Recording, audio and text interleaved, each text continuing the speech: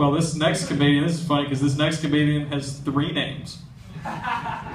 So I have no idea how many of them he would get in other situations. But let's give a big round of applause right now for Thomas Gill.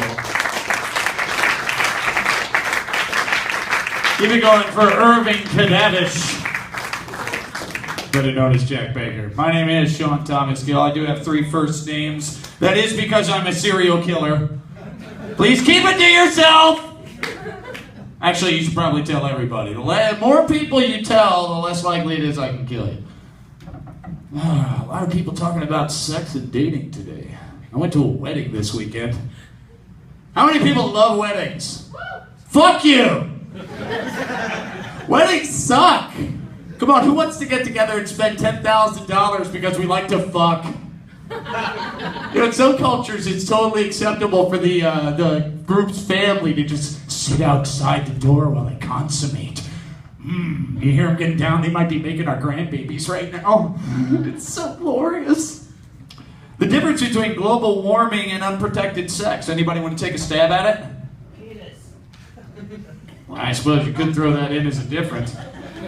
There is no difference. They both feel great and scare the fuck out of me. I mean, if unprotected sex doesn't scare the fuck out of you, you obviously don't have children.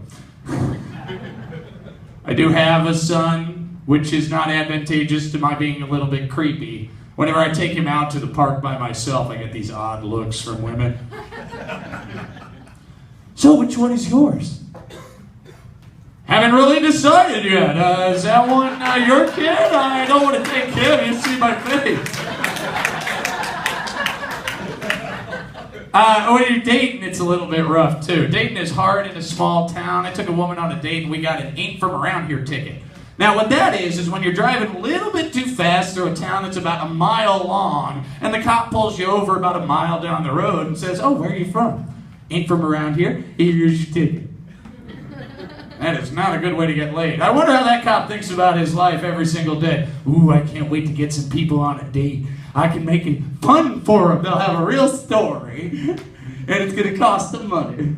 And you got to go to court if you want to contest the ticket. That's never a good time. Especially if you want to bring your witness, your date, who you failed on. Of course, if you get a date back to your house, it's like walking through a bizarre museum collection of how you're a loser and why. This is my collection of action figures. They're gathering dust because I'm an adult. This is my DVD collection. See how weird I am. You've never heard of any of these. These are books. Do you know what those are? I mean, I know you love your text messaging and you love your carrying on and so forth. I was talking to a woman who was like 5 years my senior, and she wants to send text messages. Like, are you kidding? Aren't we from the generation that uses phone calls and goes over to each other's houses without being announced? I thought that was normal still. Of course, I do still sleep with my Teddy Ruxpin, so I guess that's the way things go. Yeah, right? And when you do get a person back into your apartment and you start showing them around, then you start realizing all the things you forgot to clean up. Oh, don't look at the kitchen. We do science experiments in there. It's cool. It's going to be all right, I promise. Unless you want to go into the anthropological studies room where we look at human mating rituals. That's about the time I get slapped. You know, I mean, sex is easy. You just got this plus that times circle equals orgasm in the right combination. But you try this plus that equals circle while you're dating. You're thrown over a pool table, and now you've got to explain to a bunch of burly guys why their game's all fucked up and why you don't have enough money to buy them all shots and why you're wearing a Power Rangers t-shirt. What am I even doing at a bar right now? How is this going to work for me? I am a nerd. And it's not because I'm into math and science and shit, although I am into math and science and shit. I'll pontificate about it for a long-ass time. But these days, how hard is it to tell the difference between Green Lantern and Batman? One of them is bright green, and the other has dead parents. Just like me. I am the survivor of a serial killer. A lot of people say that must be tragic and horrible. What, that I survived? Would you rather I've been chopped into little tiny pieces and mailed to my dad? Wow, too soon, huh? Come on, guys, it's my life. I can live how I want to be, you know? You know the formula, don't you? Tragedy plus time equals Batman's dead parents. Now, I've always been of the sort of kind of person that thinks that we need to revamp sex education.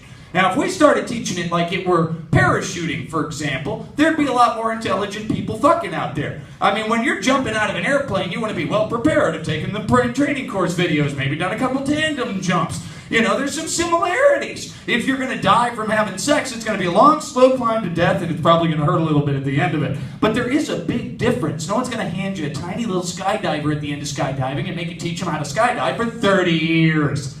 My name is Thomas Gill, and I'll be the one stabbing Jack Baker out in the parking lot.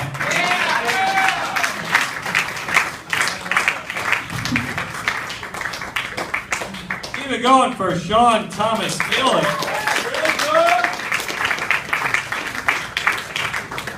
Guys, I just want to point out that my favorite thing that I've ever seen at a comedy open mic just happened, because Sean said, I'm a big fan of math and science, and then in the back, someone was like, yeah, math.